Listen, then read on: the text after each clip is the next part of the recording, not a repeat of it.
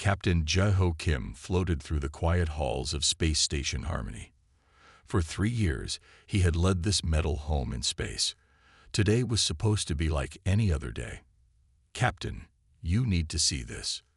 The voice of Han, his second-in-command, crackled through his earpiece.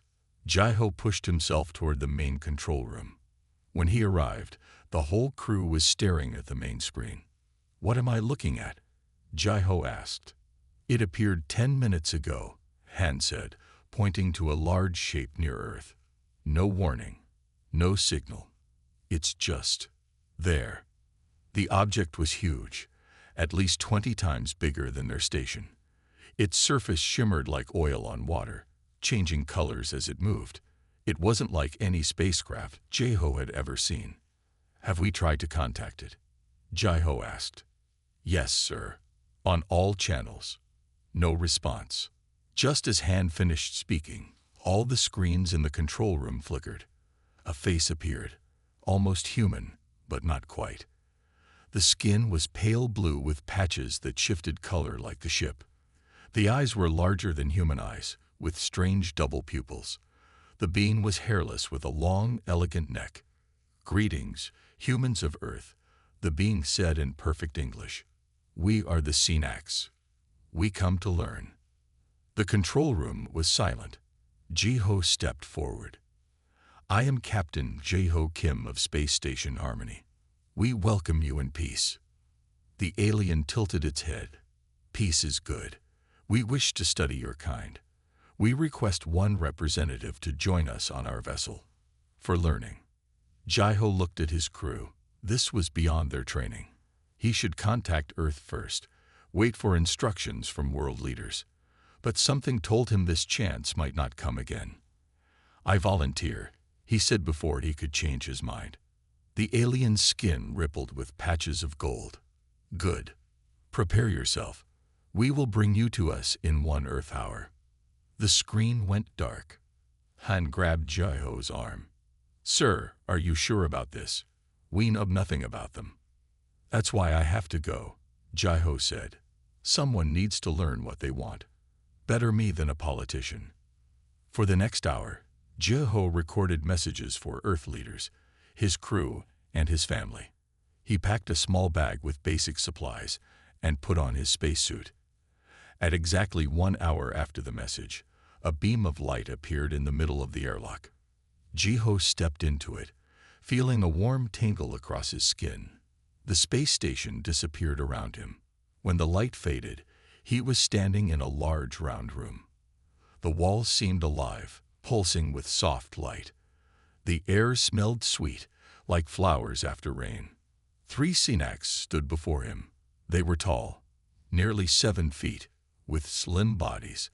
Up close, their skin was even stranger, shifting colors in waves that seemed to match their breathing. "Remove your protection shell, human," said the one in the middle. "Our air is safe for you." Jae-ho hesitated, then slowly took off his helmet. The air was rich and easy to breathe. "I am Taho," said the middle alien. "I lead this vessel." It pointed to the others. "This is Duri, our communication specialist, and Nora, our life science expert." Jae-ho bowed slightly. "Thank you for inviting me aboard." Taho's skin flashed yellow. "Nora will be your guide. She studies living things from many worlds. You are her new project." The alien called Nera stepped closer. She was shorter than the others, maybe 6.5 feet tall. Her skin had a slight purple tint that rippled with darker purple patches when she looked at Jae-ho. "The human will come with me," she said. Her voice was higher than Taho's, almost musical. "Will I be able to contact my people?" Jae-ho asked. "Yes," Taho said. "Duri will show you how.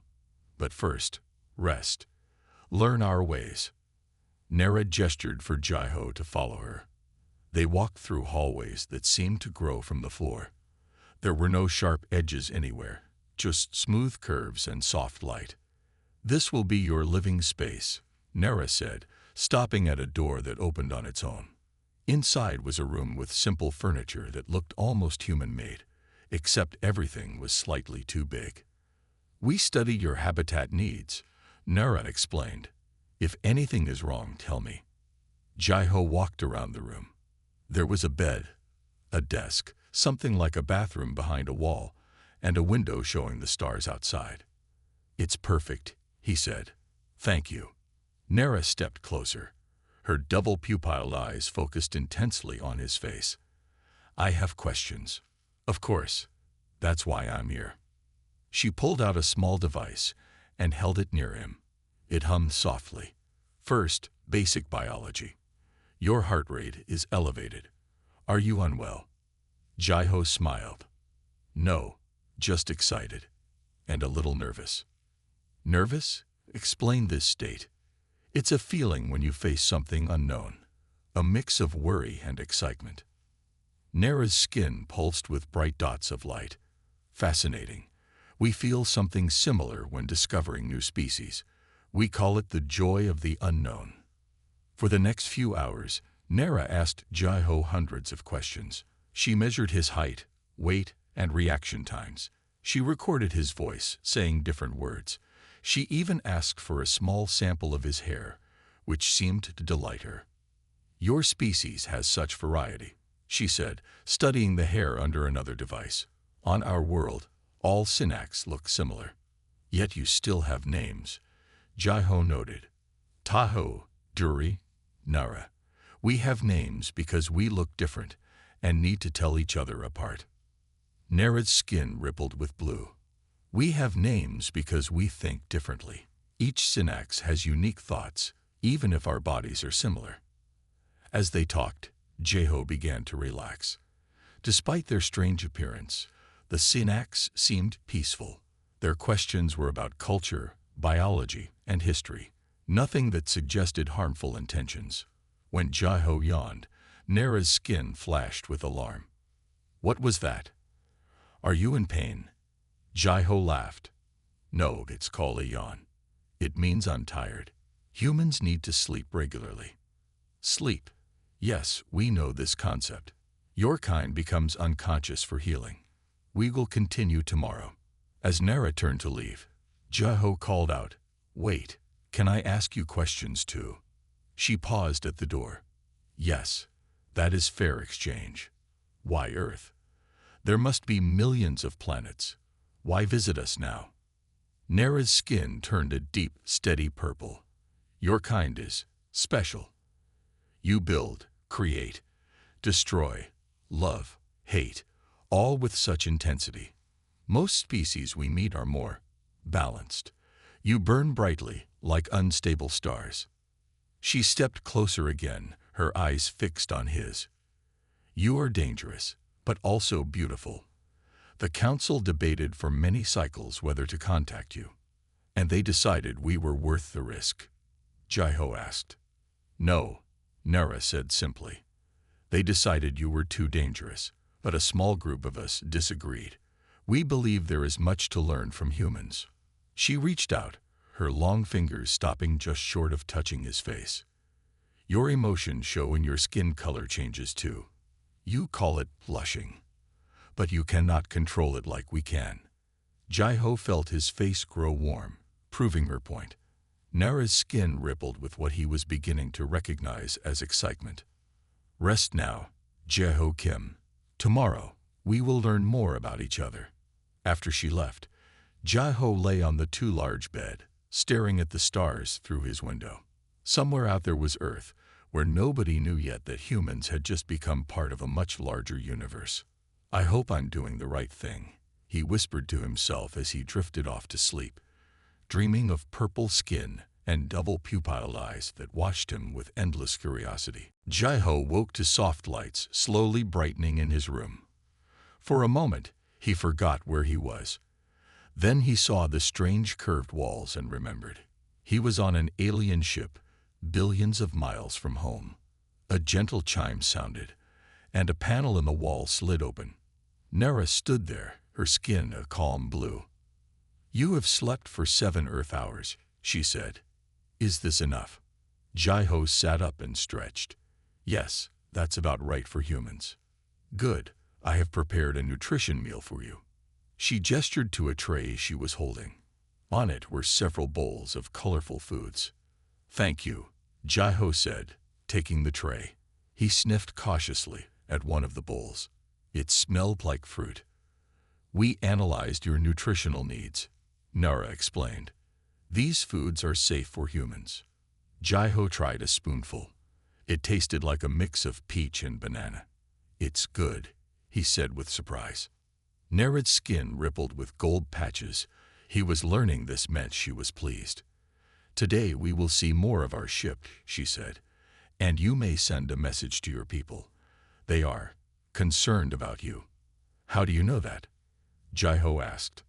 "We monitor your communication signals. Your leaders have been demanding your return." Jai-Ho nodded. That made sense. I should talk to them. After he finished eating, Nara led him to a room filled with screens. Duri, the communication specialist, was waiting. "We have established a direct link to your space agency," Duri said. "You may speak freely." The main screen flickered, then showed the worried face of General Park, head of the International Space Command. "Captain Kim, are you all right?" the general asked. "I'm fine, sir," Jai-Ho replied. "The Synapse have been peaceful and respectful. I've learned a lot in just one day. The whole world is in chaos, Captain. Some people are celebrating, others are panicking. We need to know their intentions." Jai-Ho glanced at Nara and Duri, who were watching with interest. "From what I can tell, they truly are here to learn. They're collectors of knowledge." "Can they be trusted?" the general asked bluntly. Jai-Ho thought for a moment.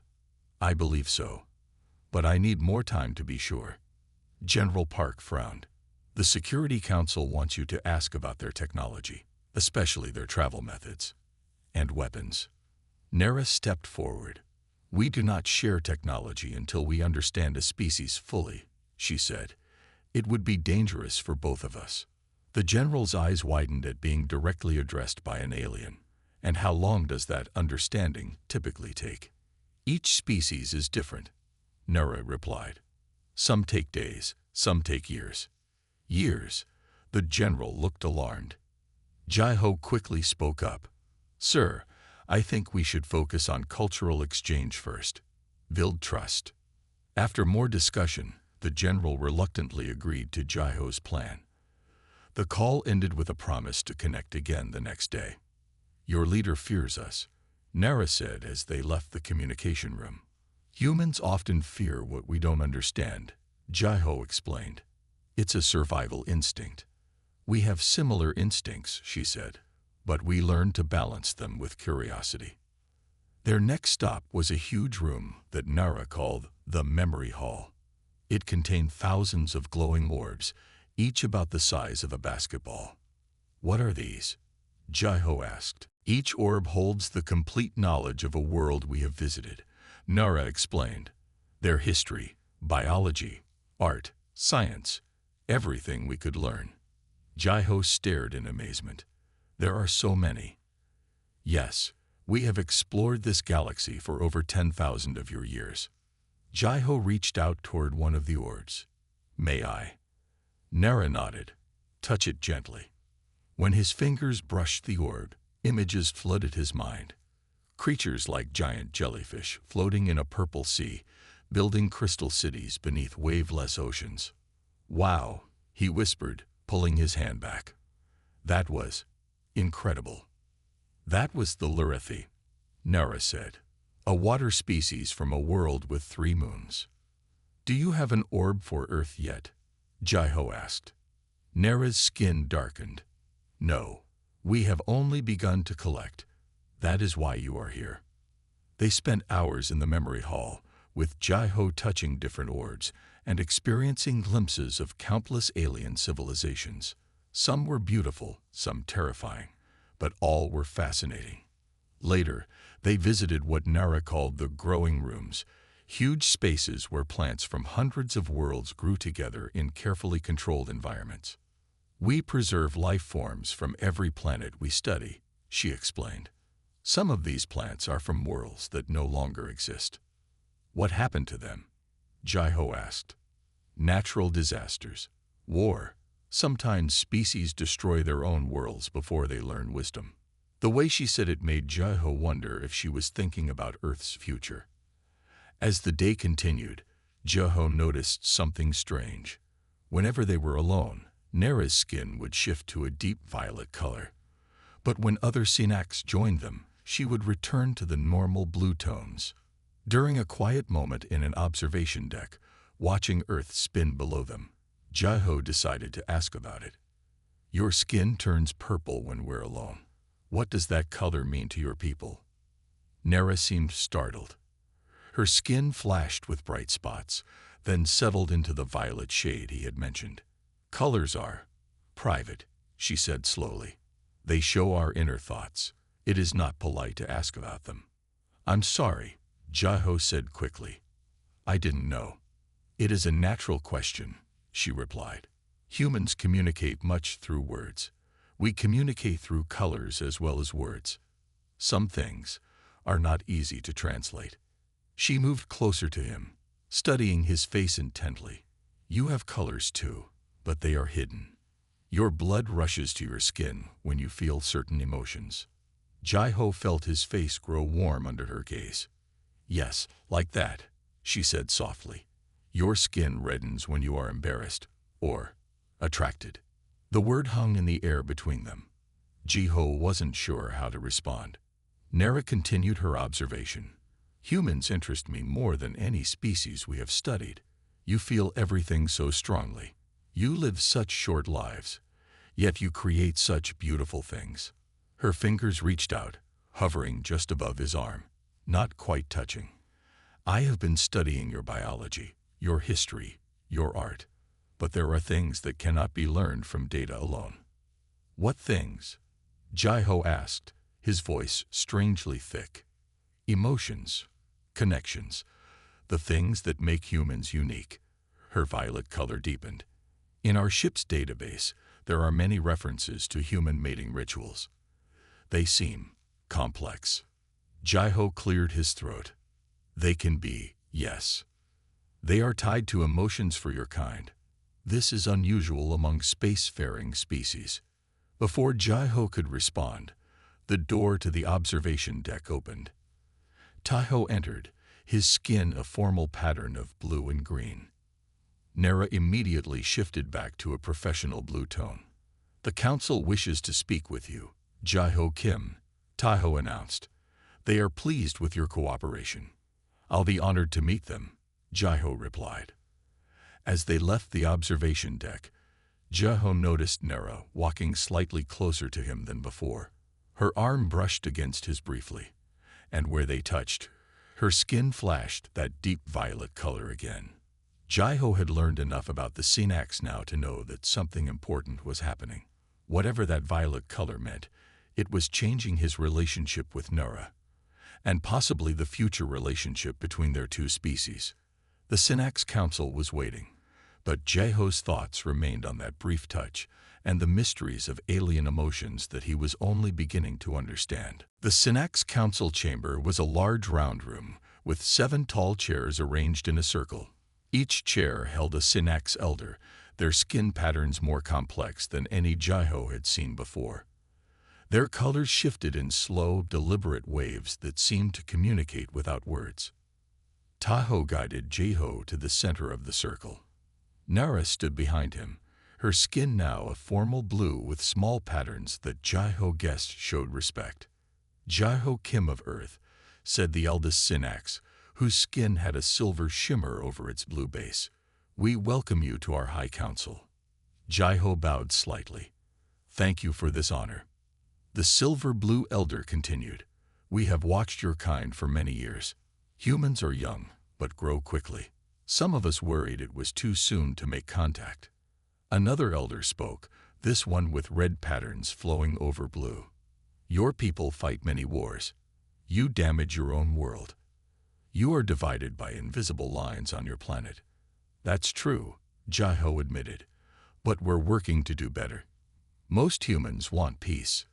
We see potential in you, said a third elder with gold patterns. You create beautiful art. You help each other. You dream of the stars. Jai-Ho felt like he was defending all of humanity.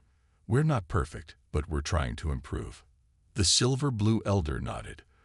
This is why we have come. To learn if humans are ready to join the greater community of worlds. There are others? Jai-Ho asked, surprised. Other aliens working together? Many, said Tai-Ho. Hundreds of species in this part of the galaxy alone. We are one of the oldest, so we often make first contact with emerging worlds. The council asked Jai-Ho many questions about Earth, its governments, religions, values, and future plans. Jai-Ho answered as honestly as he could, explaining both humanity's problems and its hopes. After what seemed like hours, the silver-blue elder raised a hand. Enough for now. You have given us much to consider, Jai-Ho Kim. We will meet again. As they left the council chamber, Jai-Ho felt drained. Nara noticed his slow steps. You need rest or nutrition? She asked. Both would be nice, Jai-Ho admitted. Nara led him to a small room where food was waiting. As they ate, she stayed quiet, her skin slowly shifting to that now familiar violet color. Did I do okay with the council? Jai-Ho finally asked. You were honest. That is valued by the elders. She paused. They are deciding if Earth will be offered membership in the Galactic Exchange. What exactly is that? A union of worlds who share knowledge and help each other. Some trade goods, others share art or science. All agree not to harm one another. Jai-Ho's mind raced with the possibilities. And if Earth is invited to join, then your world would no longer be alone. You would have friends among the stars. The idea was overwhelming. In just a few days, Jai-Ho had gone from space station captain to potentially changing human history forever. When they finished eating, Nara took him to a new part of the ship. This is my research area, she explained as they entered a large lab. The room was filled with strange equipment and displays showing what looked like human anatomy. Jai-Ho recognized brain scans, blood cell images, and DNA patterns. This is all me, he asked, looking at the displays. Yes, from the scans we took when you arrived. She touched a screen, and a 3D model of Jai-Ho's body appeared, rotating slowly. Your species is fascinating, so similar to many others, yet unique in important ways. Jai-Ho felt a little uncomfortable seeing himself displayed like a science project. What makes humans unique? Nara's skin pulsed with excited purple patterns. Your emotions are extremely strong. Most species evolve to control feelings as they advance. Humans embrace them, even celebrate them. She moved to another display showing brain activity. When you feel joy, anger, fear, love, your brain lights up in patterns we rarely see in advanced species. You feel everything so deeply. Is that good or bad? Neither, just different. She hesitated, but I find it appealing. Jai-Ho noticed they were alone in the lab.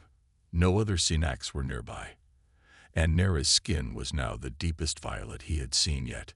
There is something I wish to ask you, she said, her voice softer than usual. It is about human connections. What kind of connections? Your species forms pair bonds, for reproduction, but also for emotional support. Jai-Ho nodded. You mean relationships? Dating, marriage, that sort of thing? Yes. In my research, I have studied the biological aspects. Hormones, brain chemistry, physical responses. She moved closer. But I cannot understand the experience from data alone. Jai-Ho suddenly realized where this conversation was heading. His heart beat faster. Nara, are you asking about human mating behaviors? She said simply. Yes, I wish to understand them fully. Jai-Ho took a deep breath. That's complicated. There are cultural differences, personal preferences. Nara's skin rippled with impatience. I understand the variations. What I cannot understand is the connection between physical joining and emotional bonding. Most species separate these things. Humans generally don't, Jai-Ho explained. For us, Physical intimacy usually has emotional meaning. This is what interests me most. She touched a display, bringing up images of couples holding hands, hugging, kissing. These simple touches trigger complex emotional responses in humans. Why? Jaiho struggled to explain something so basic to human experience. Touch connects us. It makes us feel less alone. It builds trust and affection. Nara studied him with those strange double-pupilled eyes. I have noticed your physical responses to me, Jaeho Kim. Your pupils dilate. Your heart rate increases. Your skin flushes with blood. Jaiho couldn't deny it. Despite her alien appearance, there was something about Nara that attracted him. Her intelligence, her curiosity, the graceful way she moved. And yes, even her exotic appearance. Those are normal responses when someone finds another person interesting, he admitted. Nara moved closer still. My responses to you are not normal for Sinax, she said quietly. The violet color you see is rare among my people. It indicates intense focus on another being. What does that mean exactly?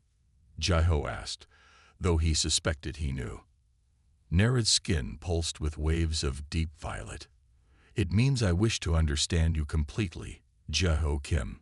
Not just as a scientist studies a subject, but as one being connects to another. She reached out slowly and, for the first time, deliberately touched his hand with her long fingers. Where their skin met, her color darkened even further. I have been studying human mating behaviors for years, she whispered, leaning closer. But there are things that cannot be learned from observation alone. Jaiho felt frozen in place, torn between diplomatic caution and undeniable attraction. Nara's face was now very close to his. Her alien features, once strange, had become familiar, even beautiful in their own way. I must experience human mating. Jaiho Kim, she whispered, her voice barely audible. To truly understand your kind. To truly understand you. Jaiho knew his answer would affect not just their personal relationship, but possibly the relationship between their entire species. In this moment, he was humanity's representative to an advanced alien civilization that could change Earth's future forever. As he looked into Nara's alien eyes, full of scientific curiosity, but also something more personal, Jaiho realized he was facing the most important diplomatic challenge of his life, and the most unexpected personal one as well. Jaiho stared at Nara, his mind racing. Her request hung in the air between them. Nara, he said carefully, there's more to human relationships than just the physical part. We don't usually connect that way without emotional bonds. Nara tilted her head, her violet skin pulsing with interest. Explain these bonds. Trust, caring, shared experiences. Jaiho searched for simple words to explain complex feelings. Humans usually spend time getting to know each other first. We talk, share meals, learn about each other's lives. We have done these things, Nara pointed out. Jaiho smiled. Yes, but usually for longer than a few days. And both people need to have feelings for each other. Real feelings, not just curiosity. Nara's skin darkened. You believe my interest is only scientific, isn't it? Jaiho asked. She was quiet for a long moment. When she spoke, her voice was softer than before. When I was chosen to study humans, I read all our data on your kind. I watched your films, read your books, listened to your music. I was fascinated before I ever met you. She touched a control panel, and soft music filled the lab. A gentle earth melody that Jaiho recognized as a love song. This music creates a feeling in me that I cannot explain to other Sinax, she said. Our people do not have songs like this. We do not have stories about two beings who overcome obstacles to be together. Jaiho was surprised. You don't have love stories. We have stories of friendship, loyalty, and shared purpose. But the human concept of romantic love is rare among spacefaring species. Her skin rippled with small lights. Most evolve beyond it, seeing it as primitive or unnecessary. But not you. I believe your kind has kept something precious that others have lost, she said. The capacity to form deep bonds with just one other being. To see that one as special above all others. Jai-Ho felt something shift in his understanding of the Synax. Your people don't form couples or families. We reproduce when needed. We care for all children together. We value all Synax equally. Her voice held a note of sadness. It is logical, efficient, but after studying humans. She didn't finish the thought, but her skin told the story. Waves of violet mixed with blue in a pattern Jai-Ho hadn't seen before. You're different from the others, Jai-Ho said, understanding now. That's why they sent you to study us. You already understand emotions the way we do. Nara nodded slowly. Some Synax believe I am defective, that I feel too strongly, like a human. Something inside Jai-Ho's chest tightened. This wasn't just about science or diplomacy anymore. Nara wasn't just studying humans. She was finding herself through them. I don't think you're defective, he said softly. I think you're brave. Her skin brightened with surprise. Brave? Yes, it takes courage to be different, to question the way your people have always done things. Nara moved closer again. Then you understand why I must experience human connection fully, not just for science, but for myself. Before Jai-Ho could answer, an alarm sounded throughout the ship. Red lights flashed on the walls. What's happening? Jai-Ho asked, startled. Nara's skin shifted instantly to alert patterns of red and orange. Security warning. Follow me. They rushed through corridors now filled with Synax moving quickly and purposefully. When they reached the control room, Tae-Ho and the other leaders were gathered around a large display. What's wrong? Nara asked. Tae-Ho's skin was flashing with urgency. Earth has launched weapons. They are aimed at our ship. Jai-Ho felt his blood run cold. That's impossible. We were talking with them peacefully yesterday. Jury, the communication specialist, spoke up. Their military leaders decided you are being held against your will. They demand your return. Show me, Jai-Ho said. The screen changed to show General Park's stern face. This is General Park of Earth Defense Command. Release Captain Kim immediately, or we will be forced to take action. Jai-Ho stepped forward. General, stop this now. I'm here by choice. The Synax are peaceful. The general's expression showed relief at seeing Jai-Ho, but his words remained firm. Captain, we can't take chances with humanity's first contact. You will return to Earth for debriefing. The missiles they have launched cannot harm our ship, Tae-Ho stated calmly. But their intent concerns the Council. Perhaps humans are not ready for the galactic exchange. Jai-Ho felt panic rising. Everything was falling apart. Please, let me talk to them privately. I can fix this. Tae-Ho nodded, and the others left the room, leaving only Jai-Ho and Nara. General, Jai-Ho said urgently once they were alone. You must recall those missiles. The Synax could have destroyed them already, but they haven't. They're showing restraint. Our intelligence suggests they're gathering data on human behavior for unknown purposes. The general replied. We can't risk. Yes, they're studying us. Jai-Ho interrupted. That's what they do. They study species across the galaxy to determine if they're ready to join a peaceful alliance of worlds. And right now, we're failing the test. The general looked surprised. An alliance? Why wasn't this mentioned before? Because they're still deciding if we can be trusted, Jai-Ho explained, trying to keep his voice calm. And this attack isn't helping. After a long moment, the general nodded. I'll speak to the Security Council, but we want you back, Captain. Soon. I'll return in 3 days with a full report, Jai-Ho promised, and hopefully with good news about Earth's future among the stars. When the call ended, Nara returned with Tae-Ho and the others. The Council is concerned, Tae-Ho said. This behavior suggests humans may be too aggressive for contact. Jai-Ho shook his head firmly. No, we're cautious because we're afraid. Fear sometimes makes humans do foolish things, but we learn from our mistakes. How can you be sure?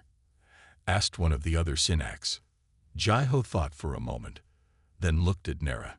Because of what Nera has discovered about us, humans feel deeply, not just fear and anger, but also love and hope. We form strong bonds with each other. That's our strength, not our weakness. Nera's skin showed surprise, then shifted to a deep, rich purple. Jaiho is right. Human emotions are powerful, but they also drive humans to protect those they care about. Their bonds make them stronger, not weaker. Tahoe and the others seemed unconvinced. We will need more evidence of human readiness. Then let me provide it, Jaiho said. Let me return to Earth briefly. I'll show my leaders what I've learned here. I'll help them understand. And if they still fear us? Tahoe asked. Then I'll come back and continue our work, Jaiho said firmly. I'll be the bridge between our worlds. The Synax leaders discussed among themselves, their skin patterns shifting in silent communication. Finally, Tahoe turned to Jaiho. We agree. You may return to Earth for 7 days. Nara will go with you as our representative. Jaiho hadn't expected that. Nara will come to Earth. Yes, Tahoe said. She understands humans better than any of us. And his skin showed a pattern Jaiho recognized as amusement. She has requested this assignment most strongly.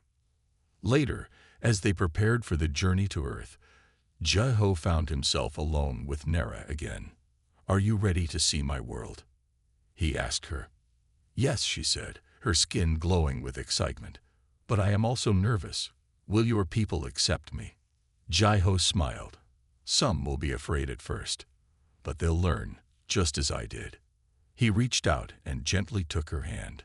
We humans are good at adapting and at forming connections.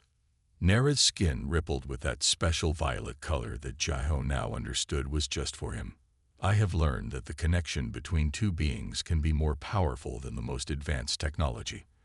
That is humanity's advantage, Jaiho. You never lost the ability to form deep bonds with others. As their small ship detached from the main Synax vessel and headed toward the blue planet below, Jaiho knew that whatever happened next, the relationship between humans and Synax, and between himself and Nera, would open a new chapter in the story of both their species.